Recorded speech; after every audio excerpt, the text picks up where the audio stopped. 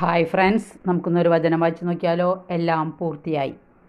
വചനം വായിക്കാം. ഇപ്പോൾ എൻ്റെ ആത്മാവ് അസ്വസ്ഥമായിരിക്കുന്നു. ഞാൻ എന്തു പറയേണ്ടു? പിതാവേ, ഈ മണിക്കൂറിൽ നിന്ന് എന്നെ രക്ഷിക്കണമേ. അല്ല, ഇതിനു വേണ്ടിയാണല്ലോ ഞാൻ വന്നത്. പിതാവേ, അങ്ങയുടെ നാമത്തെ മഹത്വപ്പെടുത്തണമേ. ഇത് യോഹന്നാൻ എഴുതിയ സുവിശേഷമാണ്. വചനം പറയും, നമുക്ക് ശ്രദ്ധിക്കാം. ഞാൻ മഹത്വപ്പെടുത്തിയിരിക്കുന്നു, ഇനിയും മഹത്വപ്പെടുത്തും.